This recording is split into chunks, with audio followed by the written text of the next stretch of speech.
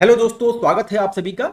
आज का जो हमारा टॉपिक है वो टॉपिक है चोलकालीन स्थापत्य कला। अब तक तो आप समझ ही गए होंगे कि इस टॉपिक को लेने का रीजन क्या है।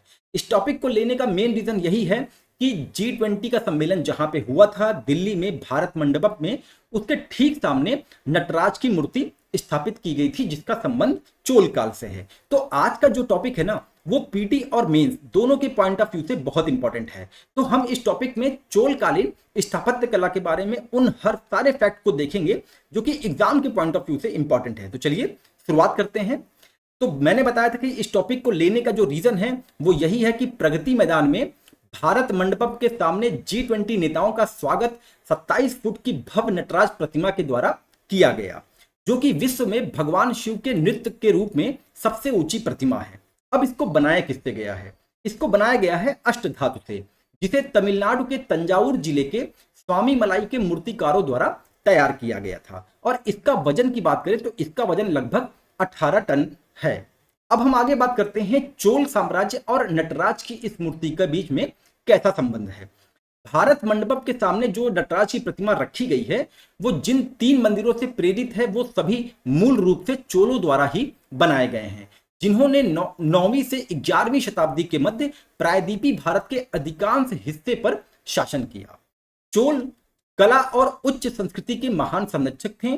वे कट्टर शैव थे और उन्होंने अपने क्षेत्रों में विस्तृत शिव मंदिरों का निर्माण कराया। लेकिन अगर हम बात करें कि शिव को पहली बार कब मतलब कि बनाया गया था, तो मूर्ति शिव को पहली बार 5वीं शताब्दी ईस्वी में नटराज के रूप में मूर्ति कला में चित्रित किया गया था। लेकिन इसका जो वर्तमान स्वरूप है, जैसे ये मतलब कि नृत्य करते हुए जो इनका वर्तमान स्वरूप है वो चोलों के तहत ही विकसित किया गया। अब हम आगे बात करते हैं कि जो ये डांस फॉर्म है इसमें ये क्या इंडिकेट करता है। तो एक विशिष्ट चित्रण में नटराज ज्वलंत प्रभा मंडल से घिरा हुआ है और चारों भुजाओं से लयबद्ध मुद्रा बनाते हैं। अगर हम ऊपर दाहिने हाथ में बात करें तो उनके दाहिने हाथ में डमरू है, जिसकी ध्वनि सभी प्राणियों को अपनी लयबद्ध गति में खींचती है। और अगर हम उनके बाएं हाथ की बात करें तो बाएं हाथ में अग्नि है, जिसे वह ब्रह्मांड को नष्ट करने के लिए उपयोग कर सकते हैं। नटराज के एक पैर के नीचे बौने जैसी कुचली हुई आकृति है जो भ्रम का प्रतिनिधित्व करती है, जो मानव जाति को भटकाती है। दाहिने हाथ से वह अभय मुद्रा बनाते हैं और अपने उठे हुए पैरों के साथ अपने सामने के बाएं हाथ से वह अपने उठे हुए पैरों की ओर इशारा करते हैं और अपने भक्तों को अपने चरणों में शरण लेने के लिए कहते हैं। आप यहाँ पे देखेंगे ये डमरू का इंडिकेशन इनके दाहिने हाथ से है और बाएं हाथ से ये आग जो है दिखाते हैं, अग्नि जो है दिखाते हैं। और यहाँ पे एक कुचली हुई प्रतिमा है और साथ में ये जो 2 हाथ है इससे ये अपना अभय मुद्रा बना रहे हैं। अब हम आगे बात करते हैं कि ये मूर्ति किस टेक्निक से बनाई गई। तो उस टेक्निक का नाम है द लॉस्ट वैक्स मेथड। जिन मूर्तिकारों ने 27 फुट ऊंचे भरत मंडपम नटराज का निर्माण किया है उनके द्वारा अपनाई गई क्राफ्टिंग प्रक्रिया पारंपरिक लॉस्ट वैक्स कास्टिंग विधि थी, जो चोल युग की स्वदेशी विधि थी। लॉस्ट वैक्स कास्टिंग विधि कम से कम 6000 साल वर्ष पहले की हो सकती है। जैसा कि मेहरगढ़ जो कि बलूचिस्तान में पड़ता है, वहां पे एक तांबे का ताबीज मिला है जो कि 4000 ईसा पूर्व पहले का है, उसे भी इसी विधि के द्वारा बनाया गया था। इसके साथ ही मोहनजोदड़ो की जो डांसिंग गर्ल है उसको भी इसी विधि के द्वारा बनाया गया था। लास्ट वैक्स कास्टिंग विधि विस्तृत धातु की मूर्तियां बनाने की सबसे महत्वपूर्ण तकनीक है और चोलों ने इस कौशल को अपने चरमोत्कर्ष पर ले आए थे। अगर हम इस विधि के डिटेल में बारे में बात करें तो इस विधि में सबसे पहले विस्तृत मोम को एक मॉडल बनाया जाता है, फिर इसे कावेरी नदी जो कि चोल देश के मध्य से होकर बहती है के तट पर पाई जाने वाली जलोढ़ मिट्टी से बने लेप से ढक दिया जाता है। कई बार लगाए गए इस लेप को सूखने के बाद आकृति को तेज गर्मी से संपर्क में लाया जाता है, जिससे मोम जल जाता है और एक खोखला जटिल नक्काशीदार साँचा बन जाता है। मूर्तिकला के निर्माण के लिए अंततः इसे पिघली हुई धातु से भर दिया जाता है। तो ये तो पूरा जो है ये एक टेक्निक है लॉस्ट वैक्स मेथड के बारे में। अब हम बात करते हैं चोलकालीन मंदिर के बारे में। चोल को भारत के दक्षिण क्षेत्रों में सबसे लंबे समय तक शासन करने वाले राजवंशों के रूप में याद किया जाता है।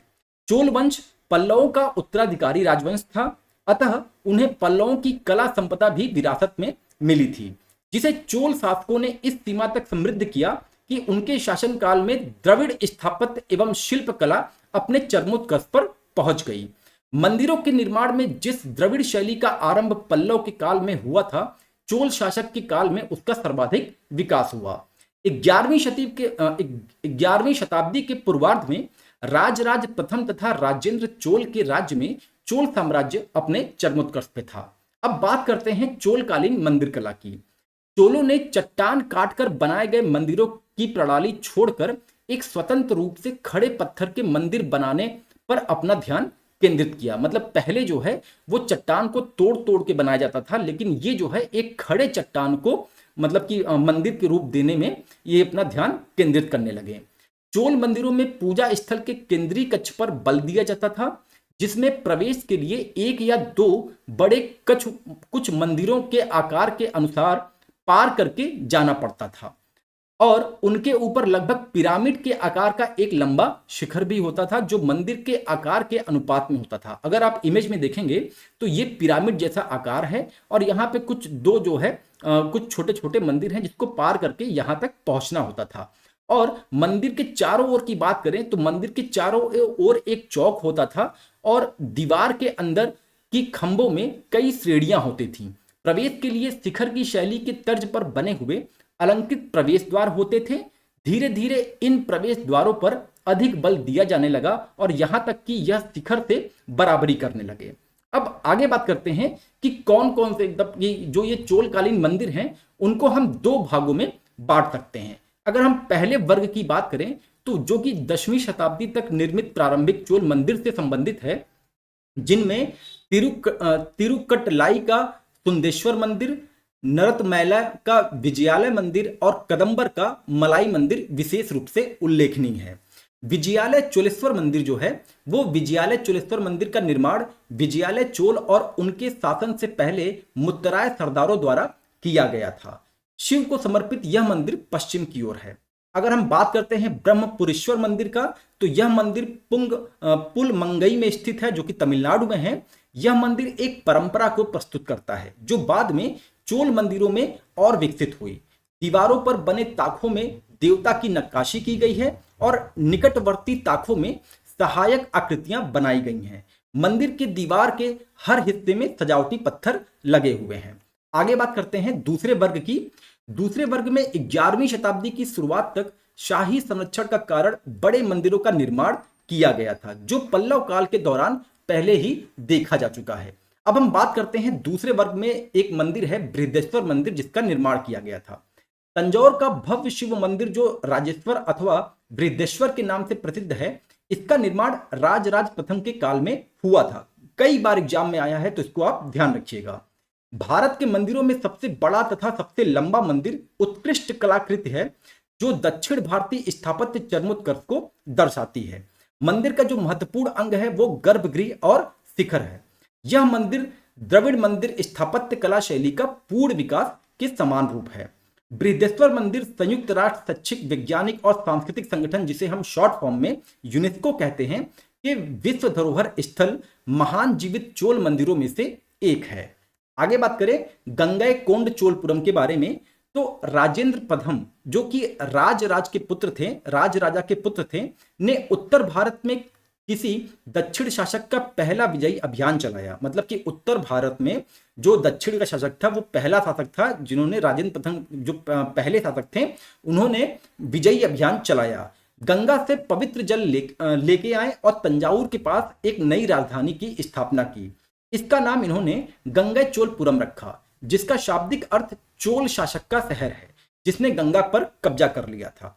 उन्होंने अपने पिता का उदाहरण का अनुसरण करते हुए बृहदेश्वर मंदिर को समर्पित अपनी नई राजधानी में विशाल पैमाने पर एक मंदिर बनवाया। इस मंदिर में विमान पर प्रचुर मात्रा में नक्काशी की गई और इसका आकार असामान्य अवतल पर है। अब आगे बात करते हैं 12वीं शताब्दी में राज चोल द्वितीय ने दरासुरम में एरावतेश्वर मंदिर का निर्माण कराया। मंदिर में रथ या पहियों वाले रथ की शैली में बना एक मंडप, जिसे हम प्रवेश द्वार कहते हैं, शामिल है। बाद में इस अवधारणा का विस्तार 13वीं शताब्दी के कोणार्क के सूर्य मंदिर में किया गया। इस काल के मंदिरों का आकार बहुत ही विशाल है। इनका धार्मिक कार्यों के अतिरिक्त सामाजिक, सांस्कृतिक और अन्य प्रयोजनों के लिए भी उपयोग किया जाता था। इन स्मारकों से सिद्ध होता है कि चोल काल में वास्तुकला चरमोत्कर्ष पे थी।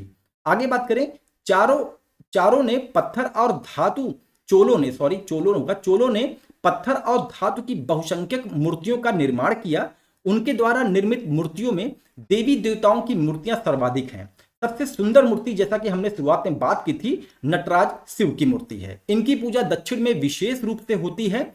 नटराज की एक विशाल प्रतिमा त्रिचनापल्ली के तिरुवरंगगुलाम में से प्राप्त हुई थी। अब आगे बात करते हैं। चोल स्थापत्य की सबसे बड़ी खासियत यह है कि उन्होंने वास्तुकला में मूर्तिकला और चित्रकला का भी बेजोड़ संगम दिखाया है। चोल युगीन मूर्तियों में नटराज की कांस्य प्रतिमा सर्वोत्कृष्ट है। इसे चोल कला का सांस्कृतिक निकट, जिसे हम हिंदी में कसौटी कहते हैं, कहा गया है। चोल मूर्तिकला का एक महत्वपूर्ण प्रदर्शन तांडव नृत्य मुद्रा में नटराज की मूर्ति है। सबसे पहले ज्ञात नटराज की मूर्ति के बारे में बात करें, जिसे ऐहोल में रावण फड़ी गुफा में खोदा गया है, प्रारंभिक चालुक्य शासन के दौरान बनाई गई थी।